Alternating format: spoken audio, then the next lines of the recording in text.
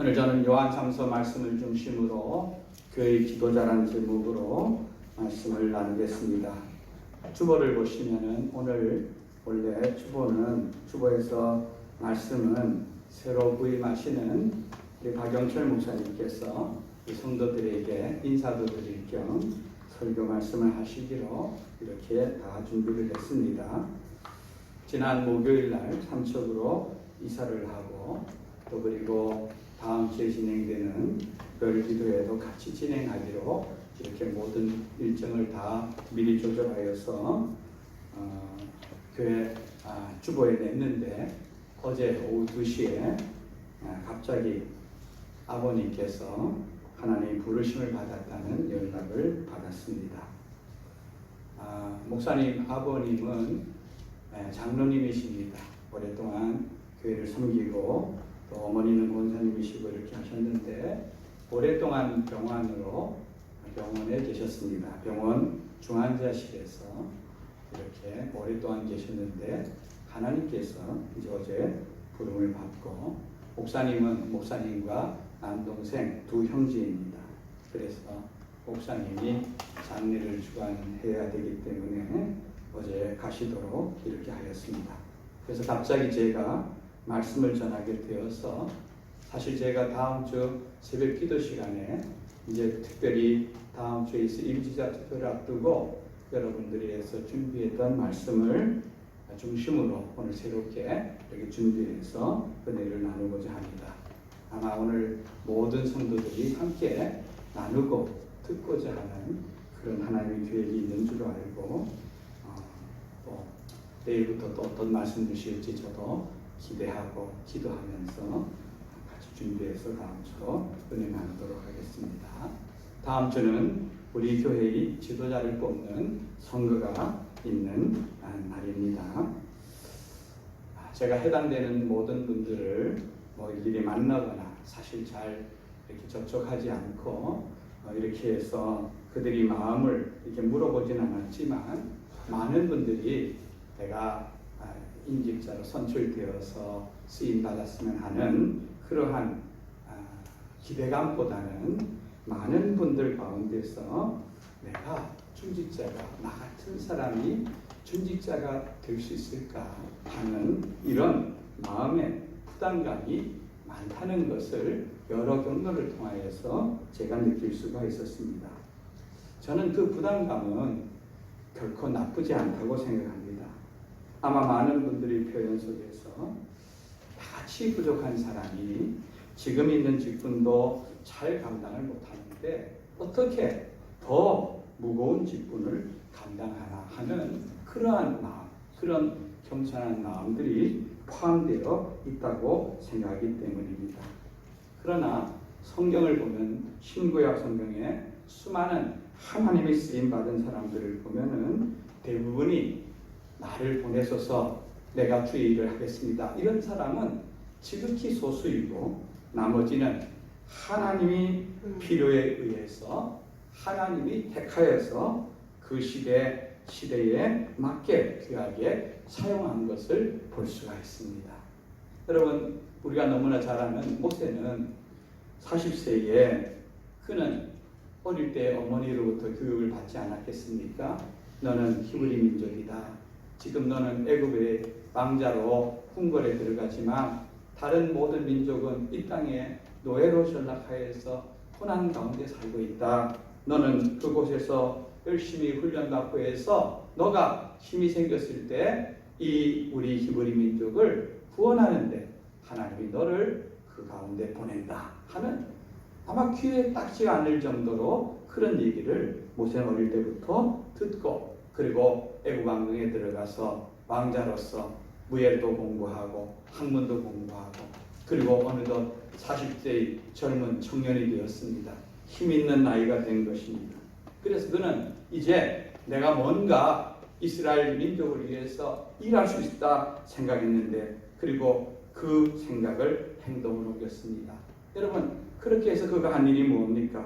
고작 애굽 사람 한 명 때려 죽인 것입니다.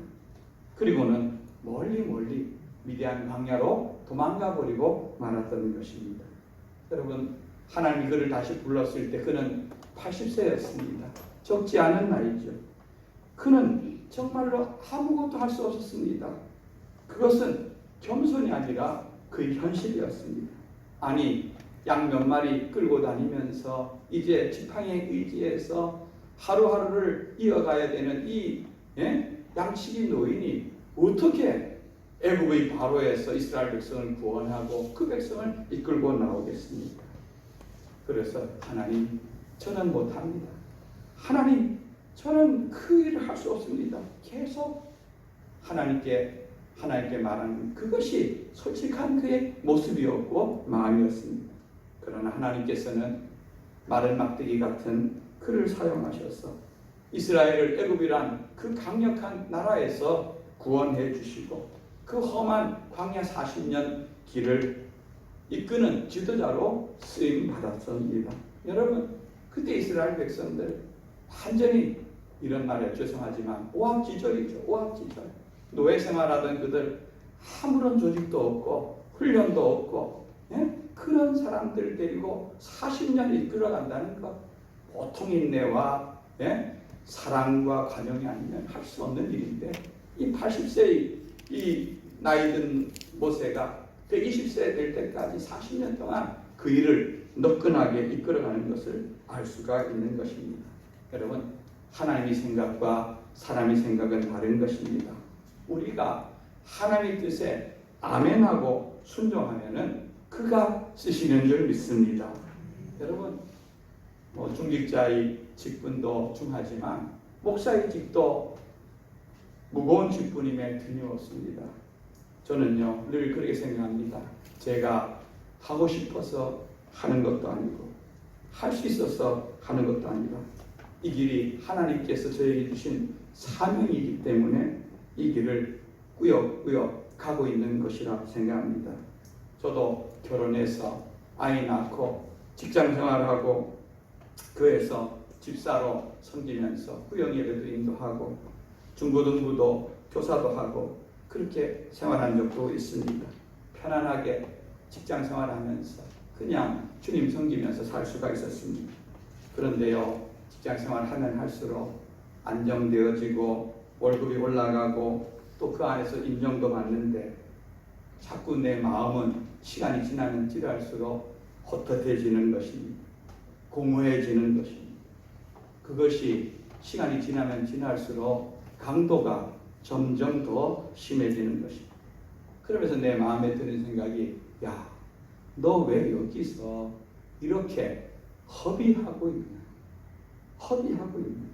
인생을 이렇게 허비해도 되느냐? 이런 마음이 자꾸 드는데, 그런 부담감이 자꾸 드는데 견딜 수가 없게 된 것입니다. 혹시 여러분 가운데서도 그런 분이 있다면 나이와 관계없이 하나님께서 부르심이 있는 줄 여러분 믿으시고 따라가시기 바랍니다. 그래서 하나님, 굶어도 어려워도 주님께서 나에게 주신 사명의 길 가겠습니다 하고 들어선 것이 이 목회의 길이고 여기까지 왔습니다. 여러분, 목사가 되려면 제일 먼저 치러야 되는 것이 노예에서 목사 후보생고시라는 것이 있습니다.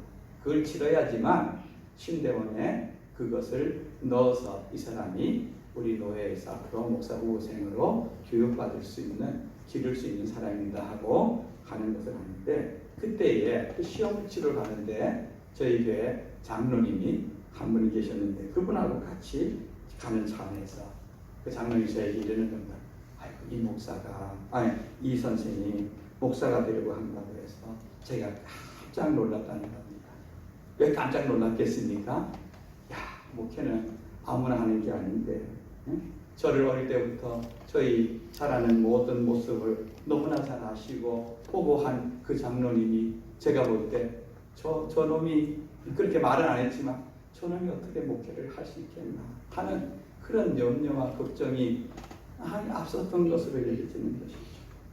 좀 진작 좀 말해 주시지, 그죠? 저 사표 내기 전에 좀 그렇게 말해 주셨으면 이게 물릴 수도 없고. 근데 모르겠습니다. 근데 저는 어쨌든 지금까지 이렇게 이 길을 왔는데 분명한 것은요, 내 마음에 있던 그 공허감, 내가 인생을 이렇게 허비해도 되는 하는 그 마음은 이 목회의 길에 접어들고서 전혀 없어졌다는 것을 분명한 것입니다. 여러분, 다음 주에 제가 볼 때 어떤 분들이 선출되어서 직분을 받겠죠. 그런데 직분을 받는 것보다 더 중요한 것은 그 직분을 잘 감당하는 것입니다. 직분을 통하여서 하나님께 영광이 되고 또 교회의 힘이 되고 또 가정의 모범이 되는 것이 훨씬 중요합니다. 여러분, 성경에 수많은 사람들이 등장하는데 여러분, 많은 사람들이 직분을 가졌지만 그 많은 사람들이 모두가 다 성공적으로 그 직분을 수행한 것은 아닌 것을 알 수가 있습니다. 가장 대표적인 것이, 비교하는 대표적으로 할 수 있는 것이 베드로와 가룟 유다라 생각됩니다.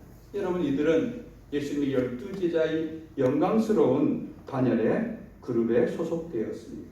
예수님이 이들을 선택하실 때 밤새도록 기도하시고 한 사람 한 사람 지명하여 불러 세우셨습니다. 여러분, 우리가 아는 대로 베드로는 고기 잡는 어부였습니다. 그렇게 공부를 많이 못했습니다. 베드로 전후서를 읽어보면은 그가 쓰는 언어는 굉장히 단순하고 정말 좀 사도 베드로에게 이렇게 표현해 죄송하지만 참 볼품이 별로 없습니다. 그런데 어째 보면은 이 가룟 유다가 훨씬 더 똑똑했죠. 그렇기 때문에 예수님의 그 주변에서 재정 관리를 맡았겠죠. 다시 그런데 제자들의 그 길에서 베드로도 실패하고 가룟 유다도 실패했습니다. 여러분, 그들만 실패했습니까?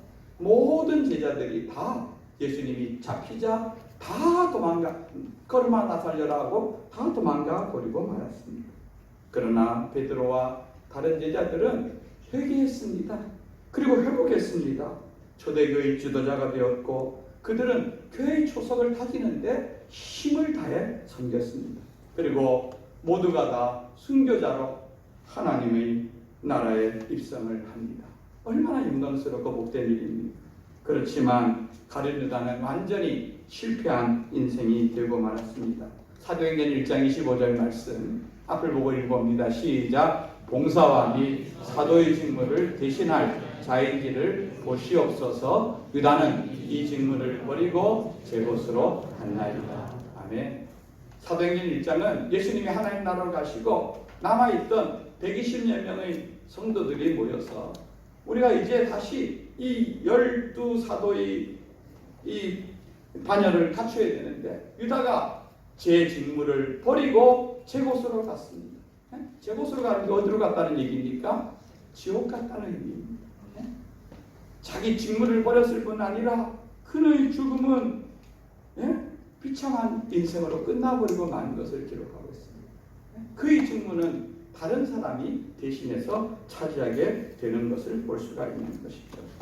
여러분, 직분을 받는 것도 중요하지만 이 직분이 여러분의 인생 가운데서 끝까지 잘 감당함으로 말미암아 하나님께 영광 돌리고 교회의 힘이 되고 가정에도 모범이 되는 그런 복된 직분자들이 되기를 원합니다.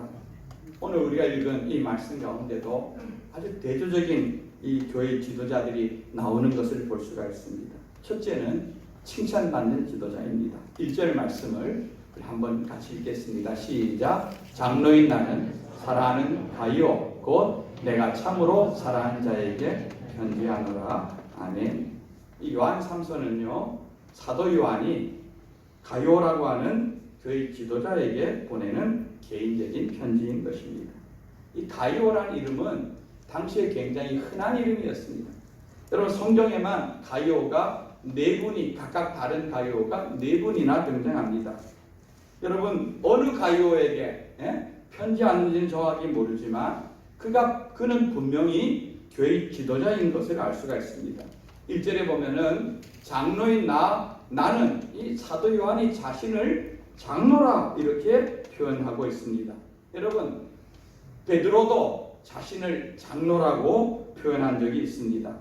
베드로전서 5장 1절 말씀을 앞을 보고 읽어봅니다. 시작. 너희 중 장로들에게 권하노니 나는 함께 장로된 자요 그 너희 고난의 증인이요 나타날 영광에 참여할 자라. 아멘. 여기 보면 베드로도 자신을 장로라고 표현할 뿐 아니라 그 편지를 지금 흩어져 있는 저 갑바도기아 여러 군데에 흩어져 있는 나그네와 같이 복음 때문에 핍박당하면서도 생명된 예수님을 지키기 위해 떠나 있는 각 교회의 지도자들에게 이 베드로전서 편지를 쓰면서 나도 장로고 너희 각 교회 지도자도 장로다 이런 표현을 쓰고 있는 걸 볼 수 있습니다. 여기서 말한 장로란 그냥 교회 지도자, 뭐 요즘 말하는 장로님도 포함되지만 교회 지도자를 통칭해서 장로라 이렇게 표현하는 것입니다.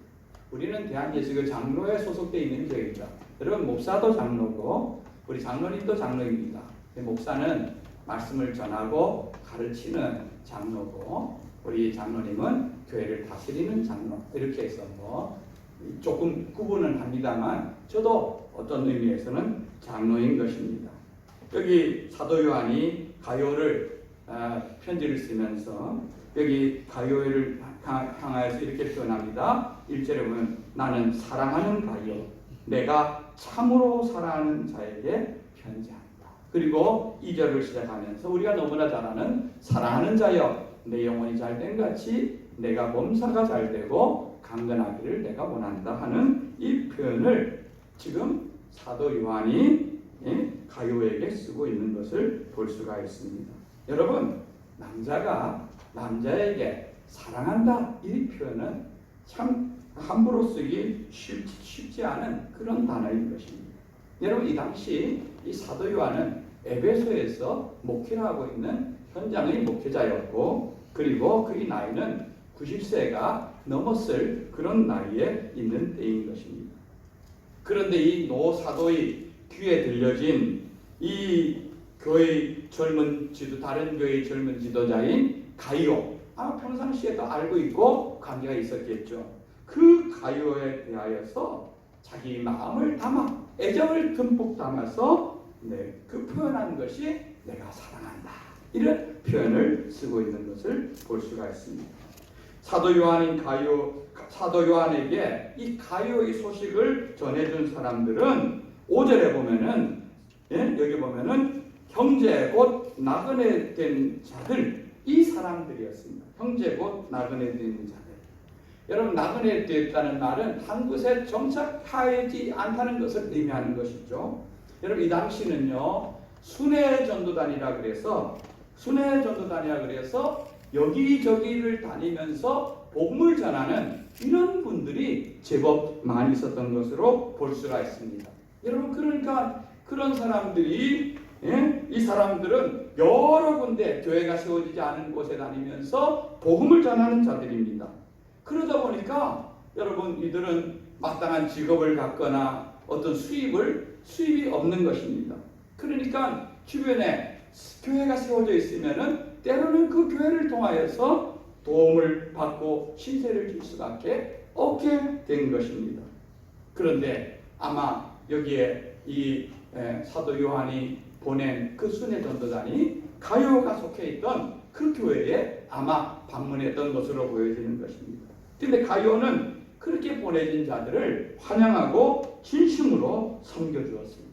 그리고 여기 오늘 말씀 6절에 보면 그들이 교회 앞에서 아마 요한이 목회하던 에베소 교회 앞에서 너희 사랑을 증언하였다. 어떻게 그들이 복음을 위해 같이 협력해주고 같이 섬겨주었는지 하는 것을 말했을 때 이 요한의 마음에는 너무너무 감사하고 고마운 마음이 들어서 이 편지를 쓰는 것입니다.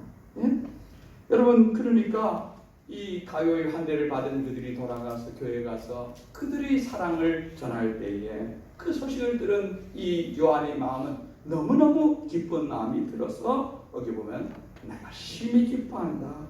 나는 형제들이 내 자녀들이 시리 안에 생한다 하는 것을 듣는 것보다 더 기쁜 일이 없다 하는 이런 표현으로서 이 사랑하는 가요에게 이 편지를 쓰고 있는 것입니다. 여러분, 아마 가요는 이 사도 요한을 통해서 양육을 받고 훈련받은 그런 교육 지도자인지도 모르는데, 그가 하나님 말씀 안에서 잘 섬기고 그 사랑을 나타냈다는 것을 들을 때에 얼마나 그 사도 요한의 마음이 흐뭇하고 기쁘겠습니까? 저는요, 지난 7월에 우리 교회에서 이제 태국 선교를 준비하면서 태국에서 사역하시는 선교사님 부부를 한 분 초청해서 우리 교회에서 말씀을 나누고, 또 태국 현지 상황과 또 우리 이제 부목사님이 떠날 것에 준비를 하면서 필요한 정보들을 얻고자 초청을 한 분이 우리 박정문 선교사님 가정이었습니다. 사실 저는 박정문 선교사님과 그렇게 친분이 없습니다. 제가 물론 그 선교사님이 섬기는 태국에 있는 교회를 2번 방문하였고, 한 번 제가 설교도 거기서 했지만, 그분은 저가 거기를 왔다 갔는지도 전혀 기억을 하지 못할 만큼 이름 정도 그분이 그 교회를 섬기고 있다 하는 것을 그 정도로만 알고 있던 그런 분이었습니다. 근데 코로나 상황에 문이 닫혀 있는 이때에 우리가 박급의 선교사님을 파송하려고 하는 뜨인들 선교에서 국내에 들어와 계시는 분이 그분밖에 없어서 그분을 모셔온 겁니다. 그래서 그분을 모셔서 태국 파송에 우리가 준비를 앞두고 거기에 대한 여러 가지 정보를 조금이라도 얻고자 했고, 실제로는 주일날 예배를 마치고 저녁 늦은 시간까지 박구의 선교사님 가정은 그 부부와 더불어서 많은 대화를 하면서 여러 가지 실질적인 어떻게 준비해야 되는지 하는 필요한 정보를 얻었던 것으로 알고 있습니다. 참 제가 감사한 것은요, 그 선교사님 부부가 오고 가는 모든 과정에서 정말 여러분들이 진실된 사랑으로 그분들을 잘 섬겨주었다는 것입니다. 단지 선교사님이라는 그 이유만으로 식사를 대접하고 잠자리를 제공하고 또 어떤 분들이 여비를 드리고 하는 모든 과정을 보면서 저는 참 마음에 하나님께 감사를 했습니다. 저도 개인적으로 주일 아침에 사실 식사 대접하기가 바깥에서 쉽지 않잖아요. 그래서 저희 집에 모시고 간단한 빵을 나누면서 처음으로 그 선교사님과 가정과 교제하는 시간을 이렇게 한 30분 정도 가졌는데, 그 선교사님이 얼마나 힘든 과정들을 지나왔는지 그때서야 알게 되었습니다. 갑자기 이분들은 한국에서 목회하다가 하나의 부르심을 받아 선교로 나가게 되었는데, 저 대구 외곽에 있는 작은 시골 교회에서 그들을 파송했습니다. 그때부터 지금까지 매달 그 교회에서 35만 원을 선교비로 후원한다고 합니다. 여러분, 시골 교회에 35만 원이 굉장히 큰 돈이죠. 그들은 힘껏 하겠지만 선교사님에게는 외국에서 그것으로 사역을 감당하기엔 너무나 작은 돈이죠. 또 그래서 여기저기 아는 분들의 후원을 받아서 그들이 모금한 것이 한 130여만 원 정도 되는 돈으로 외국에 갔는데, 방콕에 거주하면서 여러분 가면은 어느 훈련 받아야 되는데, 목사님 선교사님 받으면 됩니까? 선교사님 받아야죠. 사모님 받아야 되죠. 자녀가 셋인데 자녀 셋 다 이제 외국말을 다시 배워야 되는 겁니다. 그것만 됩니까? 거기서 언어를 배울 뿐 아니라 숙식 모든 것을 해결해야 되니까, 그래서 5 식구가 방콕에서 1년을 거기서 언어 훈련 받으면 있으니까 자기들이 전세금을 빼간 그 몇천만 원 되는 돈이 다 없어졌다고 하는 것입니다. 그리고 여러분, 사실 우리 교회들을 보면은요, 교회가 조금이라도 어려워지고 힘들어지면은 제일 먼저 끊는 것이 성교입니다. 참이 안타까운 현실이죠. 저는 우리 교회 정말 감사한 것이, 우리도 한 10여 년 전에 교회를 건축하고 하면서도 그래도 성도들은 우리가 후원하는 교회들, 함께하는 교회들, 성교비는 어떻게라도 우리가 계속 감당하자 해서 그것을 끝까지 감당해 준 것이 저는 너무너무 감사하고 참 고맙습니다. 아마 지금도 이 가정은 그렇게 넉넉하게 생활하지 않을 것입니다. 저는 우리 성도들이 그분들을 섬기는 그 사랑을 보면서, 그리고 그 가정의 내막을 알게 되면서, 하나님께서 정말 힘들고 지쳐있는 저 가정을 우리 교회를 통해서 정말 위로하시는구나 하시는 것을 느끼고 알게 되었습니다. 여러분, 얼마나 감사하고 고마움입니까? 제가 지난주에 우리 칼럼에다가 우리 박규배 선교사님 가정이 이제 이번 주까지 이제 머문다고 이렇게 써서 좀 교제도 하시고 대접도 하시라고 했더니 아마 몇몇 분들이 아마 식사 대접도 하고 또 용돈도 드리고 이렇게 한 것으로 제가 알고 있습니다. 정말 감사하고 참 잘하신 일인 것입니다. 여러분, 복음을 위해서 수고하고 먼 길 떠나는 자들을 위해서 하는 것은 오늘 8절 말씀에 보면은 그러므로 우리가 이 같은 자들을 영접하는 것이 마땅하니 이는 우리로 진리를 위하여 함께 일하는 자가 되게 하려 합니다. 우리가 하나님 나라를 위해서 이렇게 정처 없이 나그네 길을 떠나는 자들을 영접하고 그들을 대접하는 것은 마땅한 일인데 그것이 우리도 함께 하나님 나라 일에 동참하는 일이 되기 때문에 그러하다는 것입니다. 저는 우리 선교사님 가정이 우리 여기에 한 열흘 정도 이제 더 남아있을 텐데 더 많은 풍성한 교제가 우리 성도들과 함께 있기를 원하는 것입니다. 그래서 떠나는 사람도 힘을 얻고 또 교회도 서로 사랑을 나누고 우리도 함께 그 일에 참여하는 모든 성도들이 되기를 바랍니다. 두 번째는요, 책망받는 지도자가 있습니다. 칭찬받는 지도자가 있는 반면에 지금 같은 교회에 쓰는 이야기입니다. 같은 교회. 그런데 여기도 책망받는데 10절 말씀을 한번 읽어보겠습니다. 시작. 그러므로 내가 가면 그 행한 일을 잊지 아니하리라. 그가 악한 말로 우리를 비방하고도 오히려 부족하여 형제들을 맞아들이지도 아니하고 맞아들이고자 하는 자들을 금하여 교회에서 내쫓는도다. 아멘. 여러분, 이 사람은 9절에 보면은 디오드레베라고 하는 사람이 나옵니다. 디오드레베. 사도 요한이 그 이름을 꼭 집어서 여기다 편지에다 쓰고 있습니다. 디오드레베. 그리고 10절에 보면 뭐라고 합니까? 내가 가면은 너 혼내겠다. 너 가만 안 두겠다. 이렇게 말합니다.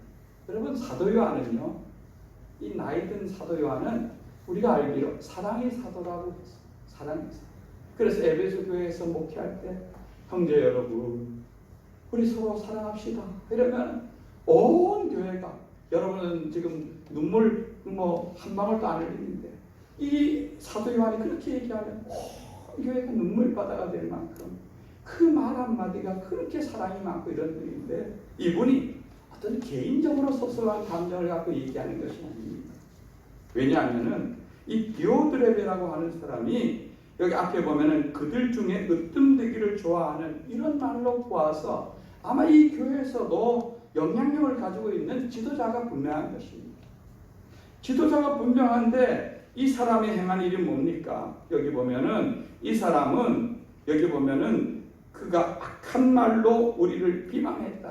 이 순회 전도자들 복음을 위해서 지금 떠나다니면서 하는 이 사람들을 쉽게 말하면 저놈들은 일도 안 하고 먹고 노는 놈들이라고 평가하면서 그 사람들을 교회에서 맞아들이지도 않고 그리고 다른 형제들이 맞아들이고자 하는 사람들도 내쫓는 이런 일을 행했다는 것을 볼 수가 있는 것입니다. 자기만 하지 않은 것이 아니라 하고자 하는 자도 금하여서 그 교회에서 쫓아내는 이런 악행을 저지른 일인 것을 볼 수 있습니다. 여러분, 직분이 중해지면요, 직분이 커지면은 그만큼 그 사람의 말과 행동이 영향력이 커지는 거죠. 그 사람의 말이, 그 사람의 모습이, 행동이 영향력이 커지는 것입니다. 그래서 그 영향력이 다른 사람의 눈에도 다른 사람의 모습에도 영향을 미치는 것입니다. 아, 우리 목사님을 보니까, 아, 우리 장로님을 보니까, 아, 우리 권사님을 보니까 저렇구나. 우리도 저렇게 돼야 되겠구나. 알게 모르게 성도들이 그 모습을 보고 자라가는 것입니다. 그러니까 지도자가 얼마나 그 선자리가 중요한 자리인지 알 수가 있는 것입니다. 정말 가요처럼 잘 섬기고 본이 되어지고 많은 사람들 그렇게 하는 이런 사람이 교회 리더로 서면 정말 좋은데 그 사람의 말 한마디 행동이 교회 안에 이렇게 풍파를 일으키고 성도들이 성경과 하나님에 대한 모든 것을 가로막는 이런 일이 있다면 이거는 정말로 큰 문제인 것을 알 수가 있는 것입니다. 여러분, 지도자는 영향력이 있습니다. 그런데 이 지도자가 바르지 못하면 오히려 교회에 피해를 줄 수 있다는 것을 오늘 말씀을 통해서 볼 수가 있는 것이죠. 오늘 아주 대조적인 가이오와 이 디오드레벨을 통하여서 우리가 알 수 있는 것은 지도자는 영향력을 가지는데 선한 영향력, 선한 모습으로 많은 사람들에게 나도 저 지도자처럼 저렇게 돼야 되겠다 하는 그런 분이 있는 반면에 잘못된 영향력으로 교회를 해치고 또 그런 영향력으로 하나님 영광을 가리는 이런 지도자도 있다는 것을 볼 수가 있습니다. 말씀을 정리합니다. 어제 이웃교회인 소명교회가 교회 설립 12년 만에 처음으로 장로님 한 분과 권사님 두 분을 세우는 임직식이 있었습니다. 저도 예식에 참여해서 같이 예배를 드리는데 장로님 한 분과 권사님 두 분이 앉아서 모든 설교, 축사, 본면, 모든 기도 순간순간마다 아멘, 아멘 하면서 그 말씀을 잘 받는 것이다. 받으시더라고요. 그런데 저는 그 가운데 있으면서 저 세워지는 장로님, 권사님들이 지금 주님 앞에서 처음 설 때에 가졌던 그 마음, 그 모습, 그것으로 주님 앞에 갈 때까지 변치 않고 끝까지 갈 수 있으면 얼마나 좋겠어요. 여러분, 모든 사람들은 처음에 설 때와 처음 마음은 다 하나님 앞에서 순수한 마음으로 섬기려는 마음으로 이렇게 있는데 이게 시간이 지나면 힘이 생기면 이게 더해지면은요 이게 자꾸 변질되기 시작해요. 그래서 어제도 목사님들이 여러 가지 권면과 축사나 이런 시간을 통해서 초심을 잃지 마세요. 저는 그 말이 맞다고 생각합니다. 우리는 늘 언제든지 내가 처음 하나님 앞에서 이 귀한 직분을 받았을 때 그 자리로 돌아가서는 것이 중요하다고 생각합니다. 우리는 다음 주에 우리 교회 직분자들을 세우는 귀한 선거를 앞두고 있는데 저는 정말 많은 분들이 세워지기를 원합니다. 저는 많은 분들이 세워지도록 여러분들이 협조해 주시고 기도해 주시길 부탁드립니다. 그리고 더 힘차게 교회가 세워지고 전진하는 그런 교회가 되기 원하고 또 세워지는 분들이 하나님 앞에서 가졌던 마음들 그 중심들이 끝까지 변하지 그 삶을 통하여서 다른 교회 지도자가 되어서 하나님께는 영광이요 교회는 힘이 되고 가정에는 복음이 되는 그리고 목회자에게도 큰 힘이 되어지는 그러한 많은 분들이 세워지는 복된 교회가 되도록 협조해 주시기를 간절히 부탁드립니다. 우리 한번